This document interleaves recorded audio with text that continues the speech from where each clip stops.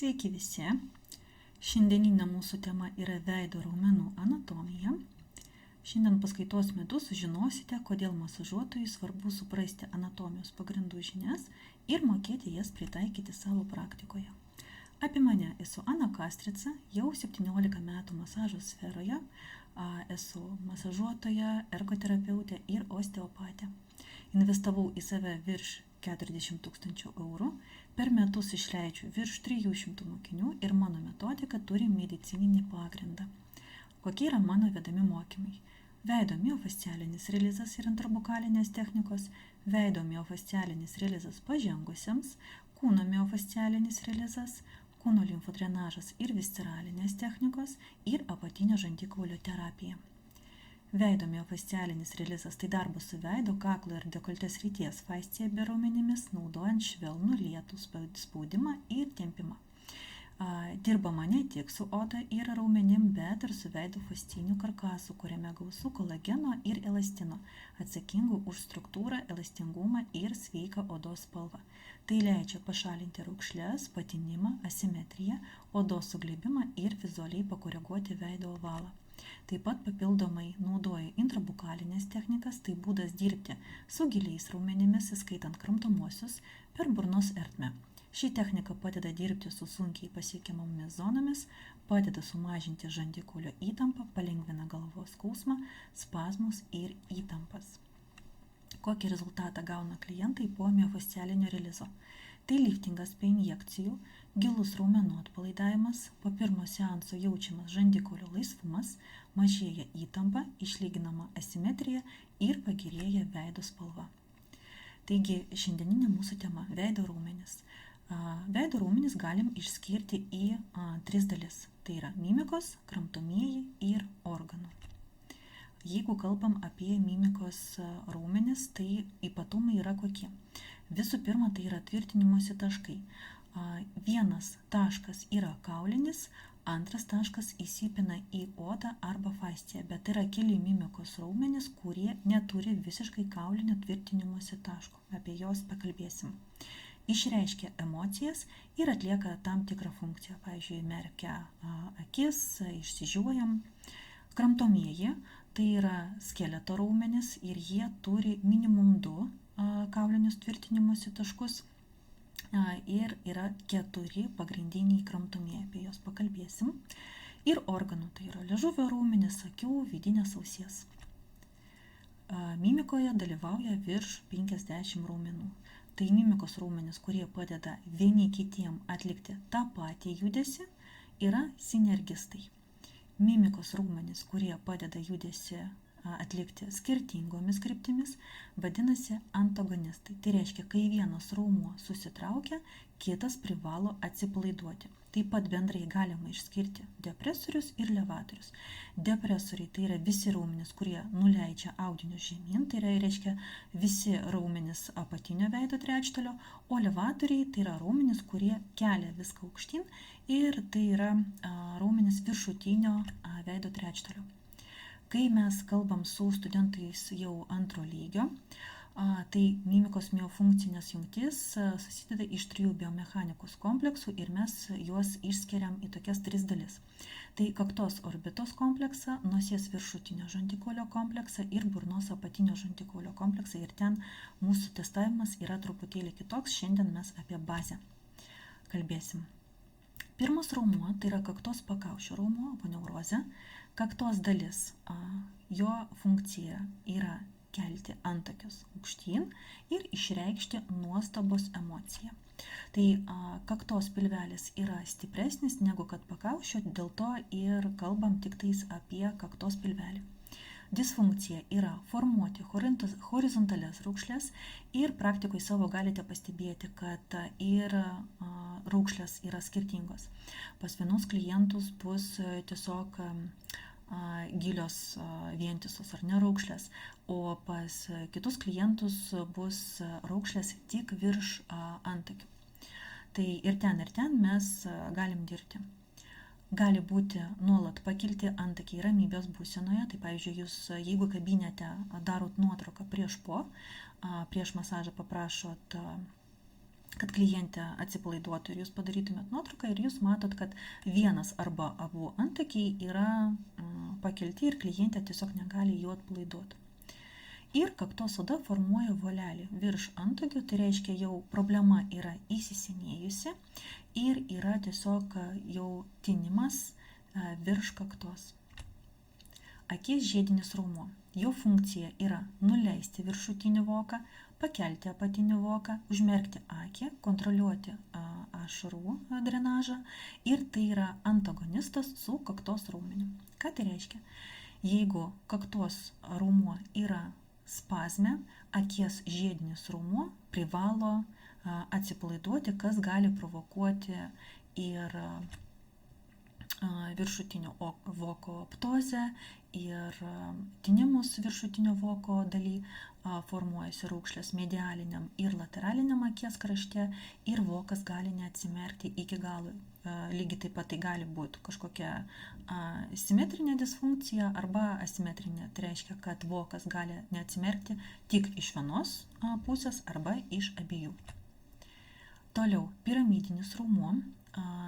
Jo funkcija yra leisti antakius žemyn ir į centrą ir mes matom, kad geltonai yra pavaizduotas kaulinis tvirtinimosi taškas, reiškia raumuo nori judėti žemyn link kaulinio tvirtinimosi taško.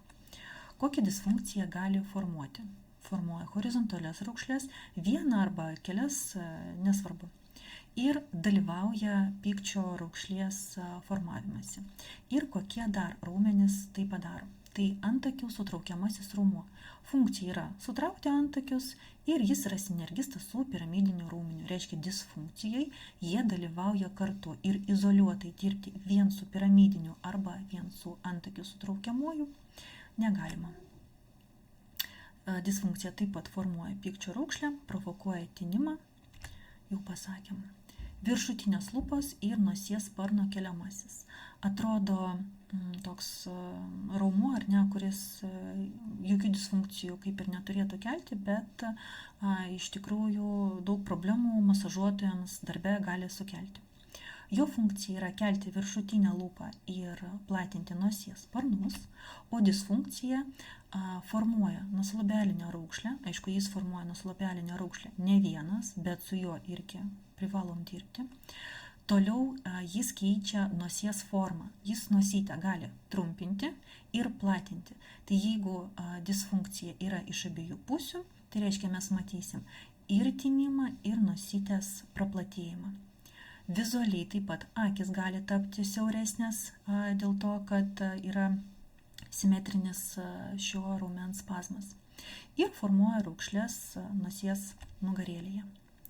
Didysis ir mažasis skruostikauliniai, mes jų kaip ir išskirti, du skirtingus negalim, nes visų pirma jie tvirtinasi labai arti. Jūs matot, kad tvirtinasi su kauliniu tvirtinimosi tašku ant skruostikaulio ir didysis skruostikaulinis tvirtinasi prie lateralinio krašto, o mažasis skruostikaulinis tvirtinasi prie medialinio krašto. O minkštas jų tvirtinimosi taškas yra burnos žiediniam raumeny. Ir jų funkcija yra atitraukti burnos kampus aukštyn ir į šonus šypsantis. Tai reiškia disfunkcija, kad formuoja nasolabialinės raukšles, tai jau žinom, kad formuoja ir viršutinės lūpos keliamasis, didysis mažasis skruostikaulinis ir bus dar keli raumenys, kurie dalyvauja. Ir formuoja vertikalias raukšles prie burnos kampų ir jūsų klientė gali paprašyti, kad jūs ten lokaliai pamasažuotumėt, kad ta problema išnyktų. Iš tikrųjų mes turim dirbti pagal visą skruostikaulio raumens eigą. Ir žmogus gali tiesiog šypsotis atpalaidavus raumenis. Tai reiškia, kad vėlgi, jeigu jūs darot nuotrauką, paprašot, kad žmogus atsipalaiduotų ir ramiai žiūrėtų į kamerą, iš vienos arba iš abiejų pusių, jums gali atrodyti, kad klientas šypsosi. Tai reiškia, tai yra didžiojo ir mažojo raumens disfunkcija, jie yra hipertonuse. Viršutinės lūpos keliamasis ir lūpos kampo keliamasis, jų funkcija yra kelti viršutinę lūpą ir kelti lūpos kampą. Vėlgi, matot iš nuotraukų, kad tvirtinimas yra labai arti vienas kito ir vėlgi išskirti labai yra sunku jos. Ir lygiai taip pat jie dalyvauja nasolabialinės raukšlės formavime. Tai vat, žiūrėkit, kiek daug raumenų formuoja vieną problemą. Joko raumo. Visų pirma, ypatumas, kad ne visi mes jį turim, tai yra rudimentas. Jo funkcija yra atitraukti burnos kampus į išorę. Ir dar vienas šio raumens ypatumas yra, kad visiškai kaulinio tvirtinimosi taško neturi, o įsipina į žiedinį burnos raumenį ir į kramtomojo raumens fasciją. O disfunkcija yra formuoja duobutės šypsantis. Burnos kampų nuleidžiamasis raumuo vėlgi atrodo tiesiog mažas raumuo, su kuriuo lengva yra dirbti. Funkcija yra nuleisti burnos kampus žemyn ir aktyvus, rodant negatyvias emocijas. Bet su šio raumeniu dirbti tikrai nėra lengva. Kodėl? Jis įsipina į platizmą, o platizma įsipina į krūtinės fasciją ir į deltos fasciją. Ir tai yra tokia pakankamai ilga grandinė. Tai reiškia, jeigu mes norim jau lokaliai spręsti šią disfunkciją, kad jeigu burnos kampučiai yra nuleisti, mes turim pradėti nuo krūtinės fascijos, nuo deltinės fascijos, tada atidirbti platizmą ir tik tais tada turim pereiti prie burnos kampų nuleidžiamojo raumens. Kitaip darbas bus neefektyvus. Žiedinis burnos raumuo, jo funkcija yra formuoti, tai yra stiprus sfinkteris ir jo disfunkcija formuoja Barkodo raukšlės. Ir skruostikauliniai ir joko raumenys yra antagonistai žiediniam ir burnos kampų nuleidžiamajam. Ką tai reiškia?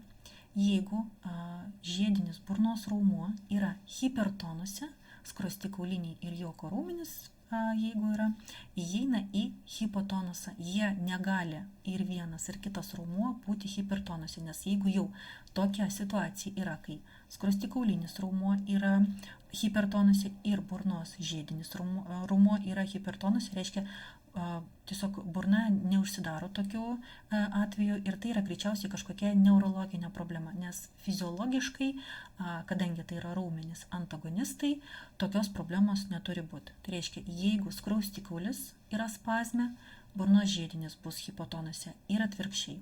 Kartu jie spazmuoti fiziologiškai negali. Toliau viršutinės lūpos keliamasis ir apatinės lūpos nuleidžiamasis raumuo. Jų funkcija yra kelti ir nuleisti lūpas. Ir vėlgi jie yra antagonistai žiediniam burnos raumeniui. Tai reiškia, lygiai taip pat, jeigu burnos žiedinis raumuo yra hipertonuse, šitie abu raumenukai yra hipotonuse ir atvirkščiai.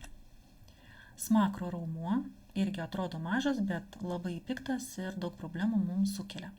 Funkcija yra pakelti smakrą ir dalyvauja negatyvioj emocijai ir jeigu yra hipertonuse, formuoja horizontalią raukšlę. Irgi toks ypatumas, kad būtent smakro raumuo yra giliausiame sluoksnyje. Tai reiškia, iš pradžių eina smakro raumuo, tada apatinės lūpos keliamasis ir jau tada ant viršaus tvirtinasi burnos kampų nuleidžiamasis. Tai reiškia, jeigu vėlgi mes norim atidirbti būtent smakrą, mes turim pradėti nuo burnos kampų nuleidžiamojo. O tam, kad pradėti nuo burnos kampų nuleidžiamojo, jau žinot, kad turim pradėti nuo dekolte srities. Tai vat, ir platizma vėlgi neturi visiškai kaulinio tvirtinimosi kampų. Matom, kad viršui įsipina į apatinį žandikaulį, į burnos kampų nuleidžiamąjį, netgi į joko raumenį ir kramtomąją fasciją įsipina, o apačioj matot, kad įsipina į deltos fasciją ir į krūtinės fasciją. Tai yra depresorius, kuris tempia kaklo odą žemyn. Taip pat dalyvauja Veneros žiedų formavimasi, bet čia jis vėlgi nebus pagrindinis.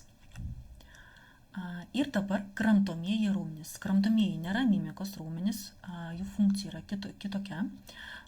Kelti apatinį žandikaulį ir taip pat atlieka žandikaulio retrakciją ir protrakciją. Tai reiškia apatinio žandikaulį išstumimą ir nustumimą atgal. Tai vat disfunkcija gali būti tiesiog bruksizmas, grįžimas dantim. Tai reiškia, suprantam, kad turim dirbti ir su smilkininiu, ir su kramtomuoju. Toliau, dar du kramtomieji raumenys, tai yra šoninis sparninis medialinis raumuo ir šoninis sparninis lateralinis raumuo. Jų funkcija yra apatinio žandikaulio laterotrūzija, tai reiškia viena pusė susitraukia arba tai yra galimybė apatinį žandikaulį judinti į dešinę ir į kairę pusę. Ir atkiša žandikaulį į priekį, tai reiškia padeda ir smilkininiam, ir kramtomajam raumeniui atlikti savo funkciją. Dabar žiūrėkit, burnos diafragma ir dvipilvis raumuo. Funkcija yra atidaryti burną ir nuleisti apatinį žandikaulį žemyn. Tai šitie raumenys yra antagonistai su smilkininiu, kramtomuoju ir šoniniu sparniniu medialiniu raumeniu. Tai reiškia, kad jeigu tie trys kramtomieji yra spazme, šitie du raumenys įeina į hipofunkciją. Ir kas tada? Izoliuotai galim matyti, kad formuojasi antras pagurklis, formuojasi tinimas bendrai, ar ne tik tais apatiniam žandikauliui, bet ir jaunystės kampe. Ir matom bendrą hipotonusą. Dabar du paveiksliukai. Tai pirmas, kai jau ir jaunystės kampo mes nematom, tai greičiausiai problema yra įsisenėjusi ir limfmazgiai tiesiog neatlaiko. O kaip tik antras paveiksliukas mums parodo, kad antras makras yra izoliuotas. Tai čia mes galim tokiam klientui padaryti prielaidą, kad greičiausiai jo trys kramtomieji yra hipertonuse. Kaip mes tai galim sužinoti? Mes galim surinkti anamnezę ir paklausti, gal buvo ortodontinis gydymas, gal neseniai buvo pašalinti dantukai. Tiesiog labai gražiai atsargiai mes turim tokių dalykų klausti. Ir tada jau galim spręsti, ką galim daryti toliau. Ir bendros priežastys, ar ne, kokios dar gali būti. Tai limfogeninė, su kuria mes tikrai sėkmingai dirbam, raumenų spazmas ir iki atpalaidavus raumenis ir padarius limfodrenažinį masažą mes turim labai gerus rezultatus. Toliau jau dirbti yra sunkiau. Pavyzdžiui, antras makras gali formuotis ir dėl laikysenos. Tai reiškia, kol mes neišspręsim kaklo hiperlordozę arba krūtinės dalies hiperkifozę, laikiną efektą tikrai turėsim, bet jeigu kalbam apie ilgalaikį, tai čia daug klausimų tada turėsim. Po operacijų dabar, kokia buvo operacija, ar yra randų, ar yra limfai galimybė nusidrenuoti. O dėl ligos dažniausiai kažkokių rezultatų mes negausim, ypatingai jeigu tai yra skydliaukės kažkokios problemos, tai ten tikrai mes kaip masažuotojai išspręsti tos problemos negalėsim. Tai kokios gali būti šiandien svarbios išvados?